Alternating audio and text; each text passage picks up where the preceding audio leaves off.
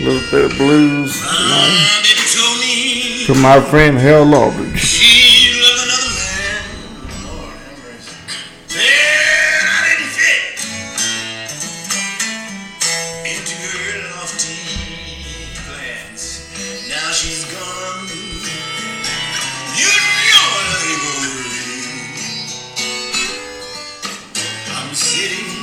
Sit on top of the world.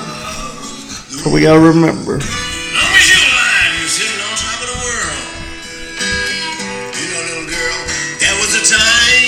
There was a time. I didn't even know your name. Why should I worry? Little girl, it's all in vain. All in vain. You know I shouldn't worry. I'm sitting on top of the world.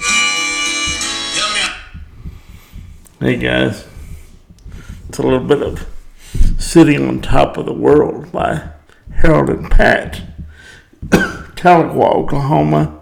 Friends of mine. Former professor of mine. Great blues man. Great blues historian also. I like to use his music because he lets me. And there's no chance that YouTube will ban me like they did last time. So, welcome. Please remain seated. Episode 13 or something, whatever the hell number it is. Who cares? I'm just worried that my episode numbers are going to outnumber my views very soon. So with that in mind, please share this video because I have like 500 Facebook friends and about 15 people are watching these things. So I don't know how good I'm doing. Not very good, I guess. Nevertheless, I'm back. Let's talk a little bit. What are we going to talk about? I'm going to start out with the UFC fight night last night, Saturday night, October the 12th. We had a headliner of Joanna Jędrzejczyk, the Polish striking superstar, against the Karate Hottie. And whatever her name is, who cares? If your nickname is Karate Hottie, who cares what your actual name is? She's a Karate Hottie. One-sided affair. Joanna beat the crap out of the Karate Hottie for the whole fight. There was 2 inches in which the Karate Hottie took the back, but it was all in vain as she lost a lopsided decision to Jędrzejczyk. Which brings me to my next point. Striking. Striking is so important. When the UFC started, it was all about ground fighting. The Gracie started the UFC as a marketing tool. The UFC was really nothing more than an infomercial for Brazilian Jiu-Jitsu when it first started. The idea that Royce Gracie, who I'm a fan of, was able to come in and tap out a bunch of guys that were bigger than him. And it was so amazing at that time. It's like, wow, look at this little guy choking out the big guys.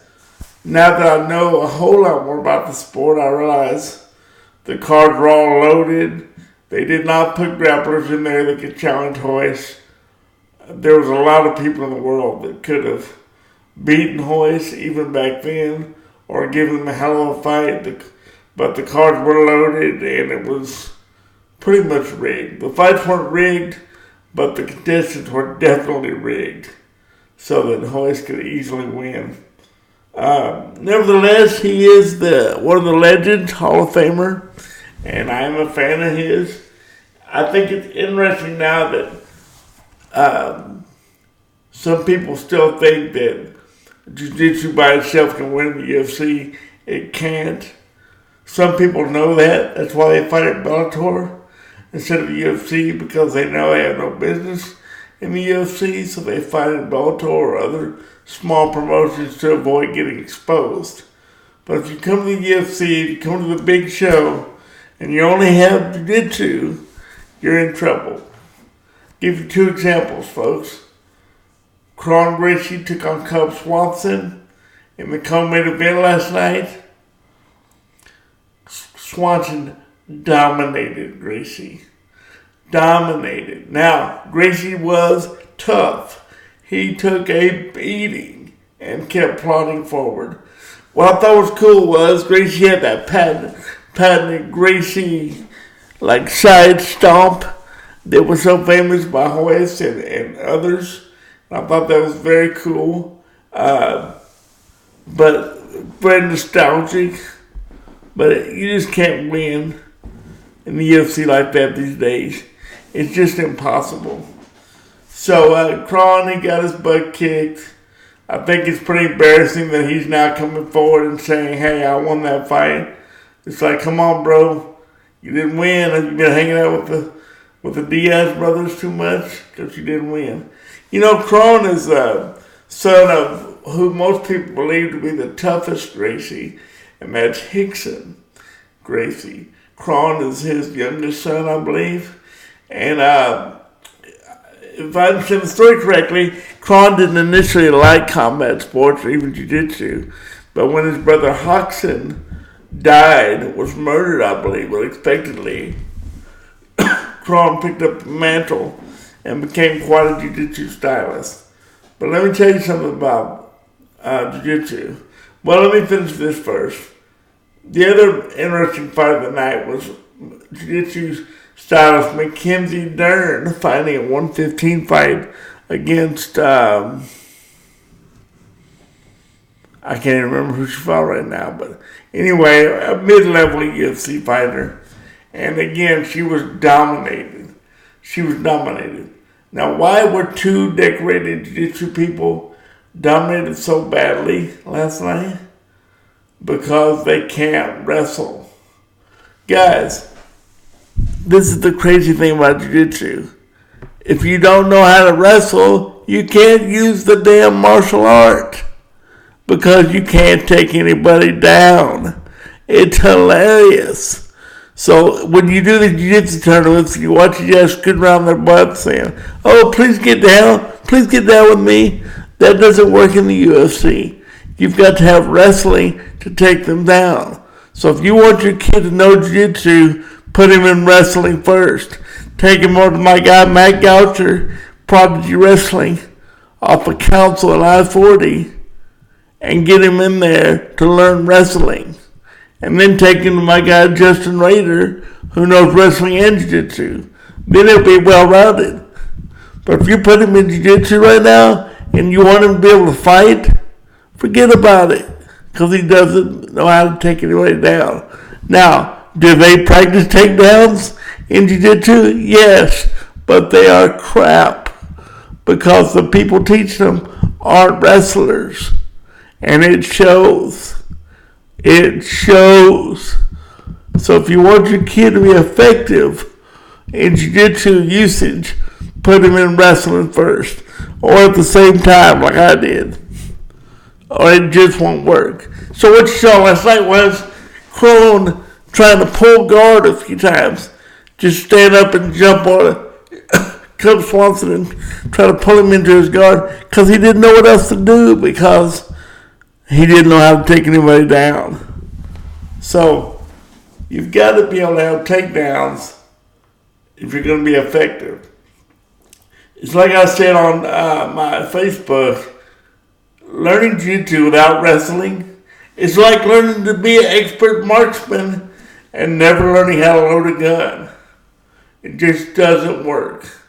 And locally, I've seen some local really good jiu-jitsu guys who are tough get the crap beat out of them for round after round after round because they can't get the fight to the floor because they don't know how to wrestle.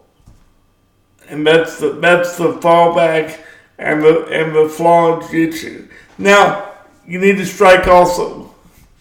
But what I'm saying right now is, if you want your jiu-jitsu to be effective, you have to learn wrestling, okay? If you don't like that comment, you don't agree with that, comment, share the video, like, dislike. I need that action on YouTube, guys. Come on. I've got like 12 subscribers. let me know. Let me know what you think. But in my opinion, it just doesn't work that way. That's why my kids went to Legacy Martial Arts with Justin Rader because he knew wrestling and he's a world champion jiu-jitsu. Those two things have to go together. They have to go together. So I feel bad for Crone because he's got this family mantle that he's trying to carry, but the art is not effective at a world championship level because everybody knows how to do it and they're better wrestlers.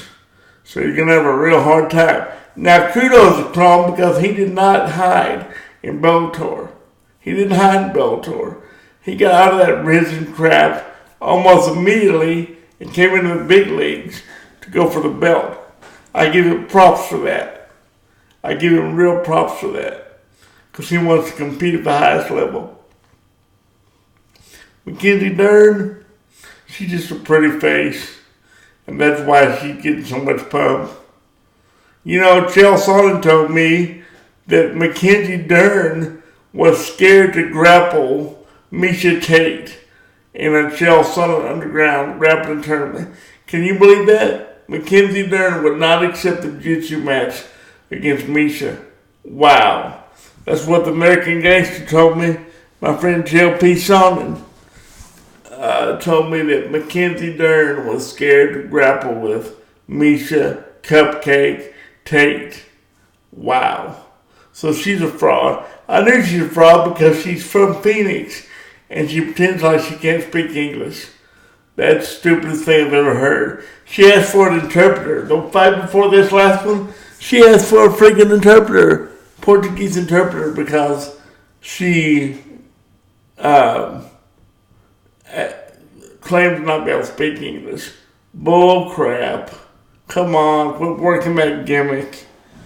Be an American or don't be an American, but don't work that silly gimmick, Anyway, that's my thoughts.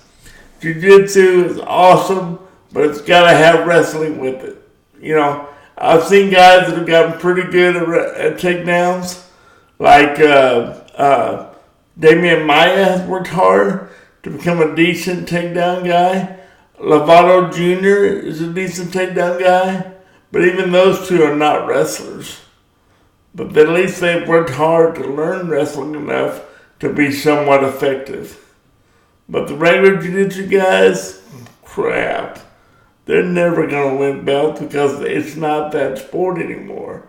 You can't just go, I'm fighting a guy with one boxing glove. Watch me take him down. No, you got to be able to really take someone down. And that butt scooting crap, Jeff Glover BS, is not going to do it. So, learn wrestling if you want to learn jiu-jitsu. For sure. What else going on? Big football weekend. Texas got their butt kicked. I don't like the Texas Longhorns. I know you see me in my Dallas Cowboy garb, but the Cowboys belong to Oklahoma too, baby.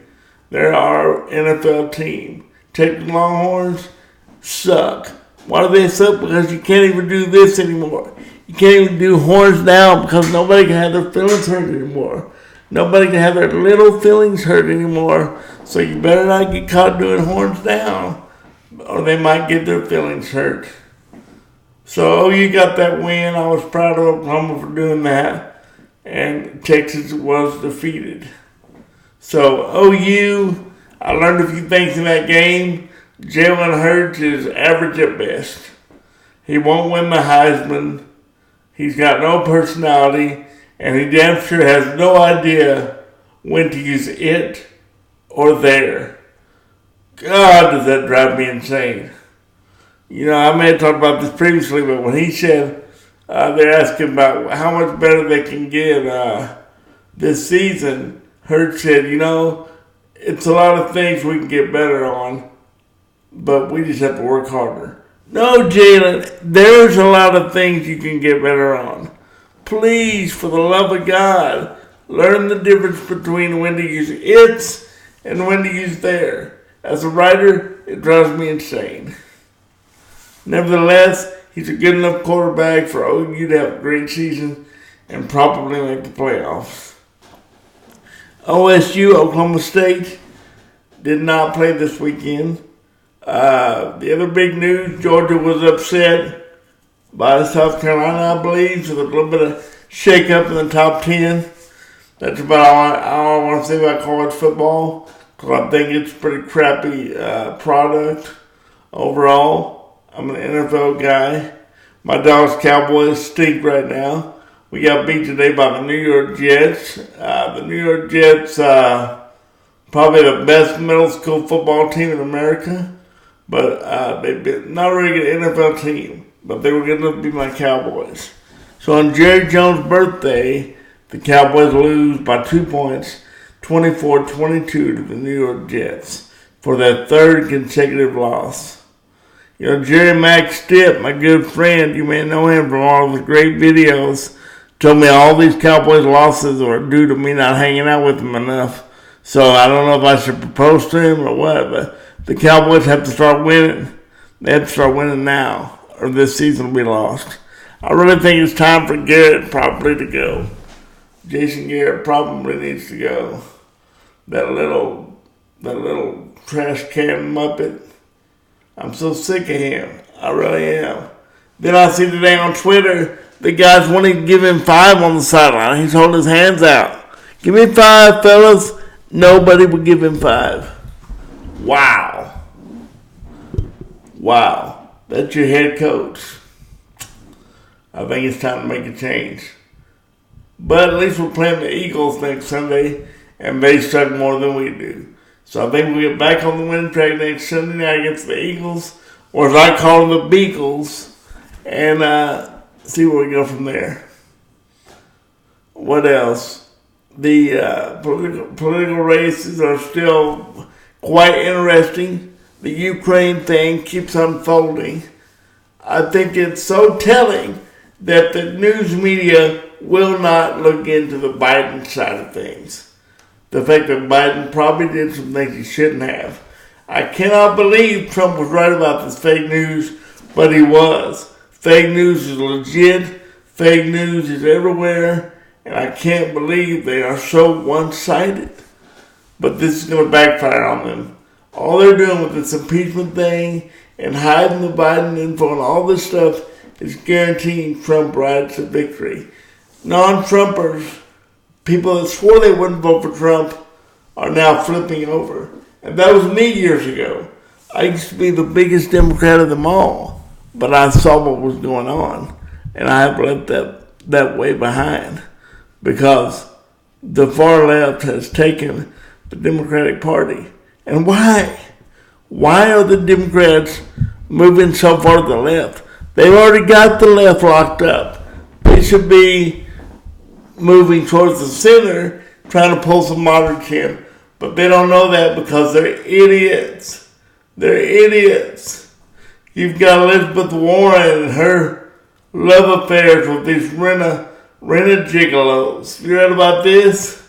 She's like dialing up male companionship in secret, I guess. And anyway, it's wild. It's wild.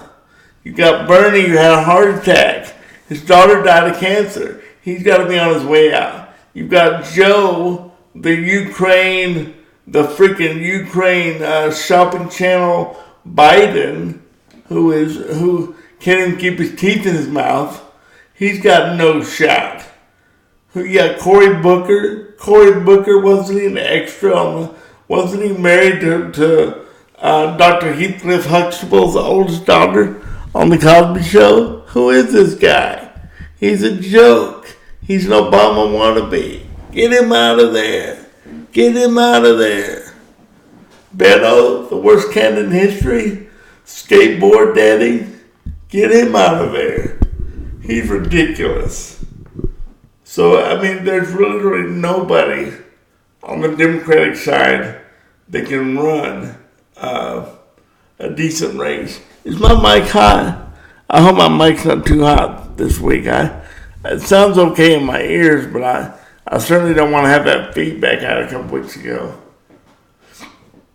Trump is cruising. this impeachment thing is probably the single the worst thing I've seen in who knows how long.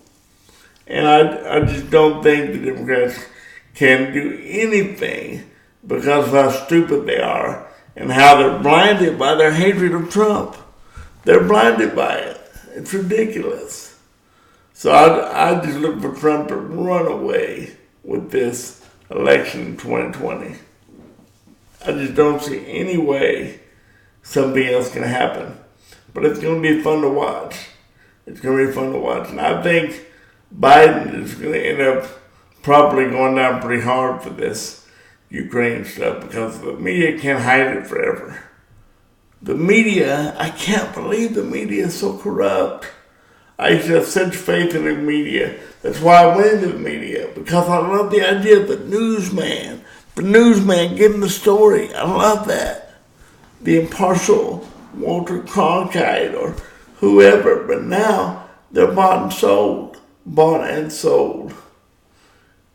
It just makes me sad. Dak Prescott such as a quarterback. I just want to throw that out there. You know what? The Cowboys offered him $30 million a year before the season started, and he was like, "No thanks." I bet he's sending a text right now to Jerry Jones saying, "Hey, is that $30 million a year still on the table?" Because he should have taken it because he's nothing more than an average quarterback. Having said that, we can get more out of him, but I think Jason Garrett is taking over the offense. That's our problem. Offensive coordinator Kellen Moore has had the reins pulled away from him, and that's the big reason why we're losing. Jason Garrett must go. He must. I don't know who we're going to bring in, but it's time for Garrett to go. When your own players refuse to shake your hand or give you five, that's a bad sign. A really bad sign. So, speaking of quarterbacks, last week I got to meet my one of the men I look up to, Phil Robertson, a.k.a. the Duck Commander. I met him last week at a book signing. What a great guy, what a great photo together. I'll try to put it up on the video somehow. I don't know exactly how I'll do it, but it was so cool meeting him. And I think he's one of the great Americans. I think he's one of the last people standing up for the real men. And even me, I can't stand up anyway, but don't tell anybody. I'm trying to keep it a secret. I want people to just think I really enjoy sitting down. No, I do think Phil is a great person, great philosopher, great American, and a great quarterback. Do you know that he went to Louisiana Tech on a football scholarship and was playing better than Terry Bradshaw? Terry Bradshaw was his backup quarterback until Phil said, "You know what, I'm out of here. I don't want to play football. I just want to hunt ducks." And then Terry Bradshaw took over and became an all-pro quarterback and won 4 Super Bowls. And he'll tell you, please Google it, he'll tell you he wasn't half the quarterback that Phil Robertson was. Wow. Phil said even after he was gone for a few years, the Redskins came and tried to sign him. But he wouldn't go because you could only make about $60,000 a year in the NFL. $60,000 a year? I think we get $60,000 a quarter now. So, boy, how times have changed. What else is going on? I saw this news story today. Another sign of America is going down the toilet. So this woman and man are griping to the news media that their brother was shot and killed in Dollar General by an employee. They're griping. Their brother was robbing the place at gunpoint, and one of the employees shot and killed him with their own gun. And they're griping about that, saying they can't do that. They should have called the police. You can't just shoot people. They're supposed to wait on the police. Excuse me, your brother had a gun to his head.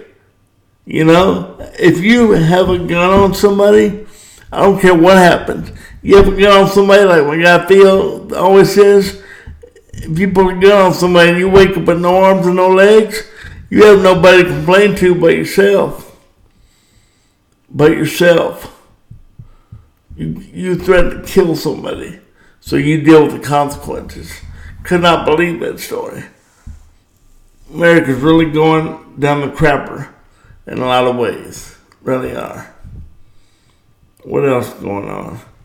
I recently got caught up on Joe Rogan. Saw some good episodes this last week. Probably think which one's my favorite. Probably the Sober October episode. They're doing some unique testing and doing different classes and challenging each other as they try to stay sober in October. Joe and a group of his comedian friends, and that was pretty cool to see, and I really like what they're doing with that. So I was glad to get caught up on that. Busy week of work also. I didn't get out much. I was glued to my desk all week. Really was excited and I don't have it here, but I was really excited to get my Barry Switzer Beat Texas hat, which I wore with great pride. It's at my office now, but I was so glad to get that iconic, I think it was 85 or 84 when Switzer wore that hat on the sideline, and I've got one like it, so glad to have that. What a great Red River Robbery game. I got to go to that once with my dear wife, who shattered my heart. That was our wedding gift from her family, and I'm so thankful that I got to attend that so many years ago. What a great and exciting game that is to see. What else is going on? I have really been trying to keep up with what is going on with sports. I know I've read that the stakes are raising in the transgender sports world. Some states have now banned men competing as women in women's sports. Thank God. I mean, how can they live with themselves? How can they live with themselves suddenly with a guy suddenly competing in women's sports and breaking all the records? Am I saying men are stronger than women, better than women? No. They're just anatomically and structurally different. And they should not be competing in women's sports. That's all I'm saying. I'm glad some states are stepping up, because these are things that are tearing the left apart. Tearing the left apart. The feminists are splitting away from the trans and all that because they don't agree with this. And they shouldn't agree with it because it's ridiculous. So I'm glad to hear that. I really am. With the Cowboys sitting at 3-3, I predict they'll beat the Eagles next Sunday and take sole lead of the NFC East. But I'm just very wary that the season's about to fall apart, and Jason Garrett could be gone as early as mid-season, I'm afraid. I don't see him back in the Cowboys uniform at all next season. We'll see what happens. You know, somebody, I think Carlos Segura, kept hitting me on Twitter today. Want to know why I don't think Jalen would win the Heisman, and who do I think would win? Look, fella, I'm not a damn Heisman whisperer. I'm just telling you that Hurts is not good enough to win the Heisman. Period. He's good enough for a donut sponsorship deal. He'll be spinning a sign outside of Hurts Donuts one day, but he won't be winning the Heisman. He probably won't even get. I mean, I think he'll probably be there, but I don't think he'll be a serious contender from what I'm seeing so far. And what about other Heisman hopefuls? Baker Mayfield is becoming your typical Browns quarterback. I know I've got friends that are just like, oh, Baker, Baker, Baker. Sorry, guys. He's a turnover machine, and he might not be that much better than Dak Prescott. He's not going anywhere. He's playing for the Browns. He's going to the dog pound, and that's about it. You know, we talked a little bit last week about the Joker movie. My thoughts on the movie continue to plummet. I think it is just an attack on woke culture and the state of our times, which I agree with that part, but it's a bad comic book movie. And this Joker is really not a challenge for Batman. Batman would go through this guy like a knife through hot butter. I'm telling you, he's just not a mastermind criminal. And this is not the best movie I've seen by any means. I thought it was interesting that Joe Rogan a couple of days ago called it the best movie he's ever seen, one of the best movies ever made. All the while, comic book writer Dan Slott, who I respect dearly, called it one of the worst movies he's ever seen in his life. So the opinions are really varying on this. Speaking of movies, Martin Scorsese came out recently and said comic book movies are nothing more than cheap roller coaster rides, and they're not real movies. Well, Martin Scorsese can go jump in it, because I love comic book films, and I'm a real movie guy. And they're as good as any others. So Martin Scorsese can check his jealousy at the door. I don't want to hear it. You know, I was laughing the other day. I am working on my new home, and I'm putting in some automatic doors so I can access my rooms easier. And I got to thinking about my marriage days and how, you know, you have those times when you have an argument with your spouse or something and you might slam a door like, oh yeah, well forget you. You slam the door. Well, the handicap door is so funny because you got to hit the button and it takes like 15 seconds. So the whole time the door's shutting, you're still seeing the person you're arguing with, pointing at them. Ha ha! Welcome to my world. Handicap doors are not good for arguments. Ha ha! That just cracks me up, man. That just cracks me up. So I hope everybody has a good week ahead. I am looking forward to it. I'm looking forward to next week's football games. I hope the Cowboys get back on track against the Beagles. I don't see why they won't, because the Philadelphia Eagles suck. But we'll see what happens. I will be doing another podcast, and I hope I have some good news on the football front. And I think Chris Weidman is fighting next week, and man, will that be a great fight. I forget the guy's name he's fighting, but Chris Weidman will be making his 205 debut, and I can't wait for it. It might be November, but I think it's next weekend. I really do. I think it's next weekend. So I look for Weidman to do better than people think, even though he's fighting an absolute killer at 205. I've always been a Weidman fan ever since he took out my dear friend, and ever since he took out Anderson Silva, who I was a super fan of. I've kind of liked Weidman because you don't want your guy to lose to a loser. So I'm looking forward to Weidman getting back on track with his 205 debut. He lost his last two middleweight fights, but he's winning both of those until he got caught. So we'll see what happens at 205. We'll see what happens. I don't really know, but I'll be rooting for him and rooting hard. What do you got to think about the baddest MF belt?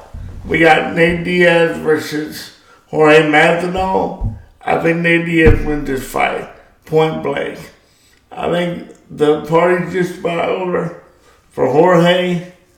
Let's see if I'm right. You know, I also think Korean Zombie's going to walk right through Brian T. City Ortega, who is basically another jiu-jitsu guy that can take anybody down, but his boxing is much better than Chrome Gracie, so he's not quite in the same predicament. But as you can see, we got a lot of exciting fights coming up. I'm excited to see where this goes. Hey, remember, I'm 6 Foot Cowboy across all media platforms. I would love to hear from you. Please subscribe. Please comment. Please hit the like button, the dislike button, whatever you want to do, because I really want to get this channel moving and get it working as well as it should. I'm going to shut it down now. I've enjoyed talking with you. I hope you comment. Hope you come back next week. Share the video. Thank you for listening. Hope you have a good night and a great week. Please remain seated. I'm your guy, 6 Foot Cowboy. Until next time.